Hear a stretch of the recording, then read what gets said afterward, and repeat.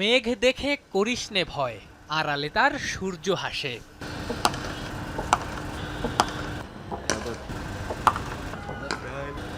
টি-20 ব্যাটারদের নিয়ে বিশেষ ক্যাম্প। সালাউদ্দিন আশরাফুল সিমন্সদের নজরবন্দি পারভেজ ইমন তানজিদ তামিমরা। তামিম ইমনের কাজ অফ সাইডে গ্যাপ খোঁজা।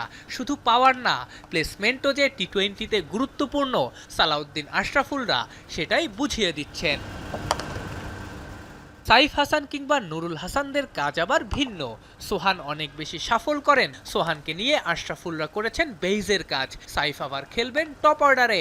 নতুন বলে সোজা মারতে জানা জরুরি। সাইফের সেই সামর্থ্যকেই আবারও ঝালাই করে দিচ্ছেন টাইগারদের তিন ওস্তাদ। জানিয়ে রাখা, ইংল্যান্ডে হয় এমন স্পেশালিস্ট স্কিল ট্রেনিং। টি-20তে আমাদের যেসব লাগবে, অনেক সময় হয়তো আমরা ভালো শট খেলি কিন্তু হয়তো ওগুলো হাতে চলে যায়।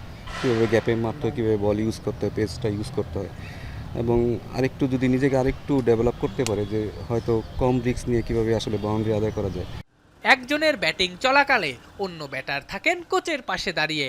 একজনের ব্যাটিং অ্যানালাইসিস করেন অন্যজন। বলা যায় তামিমের কোচ ইমন, ইমনের কোচ তামিম, সোহানের কোচ সাইফ, সাইফের কোচ আবার সোহান।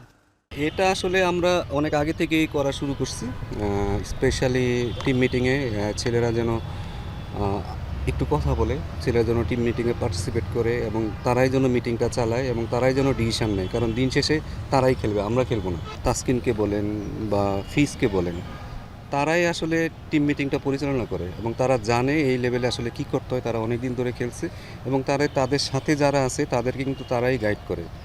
সো এটাই হচ্ছে আসলে একটা ভালো টিমের লক্ষণ, যে আসলে একটা প্লেয়ারকে আরেকটা প্লেয়ারকে সামনের দিকে আগানোর জন্য চেষ্টা করতেছে। তো ওই কালচারটা আমরা বিল্ড করার চেষ্টা করতেছি। অনুশীলন চলাকালে ভিডিও করে ব্যাটারদের সেটা দেখাতেন সালাউদ্দিন, যাতে সহজেই তারা তাদের ভুল ত্রুটি ধরতে পারে। এভাবেই বিপিএল চলাকালেও ক্রিকেটারদের ওপর নজর রাখবে টাইগারদের team management. Afran Piyal, Jamuna sports, Dhaka.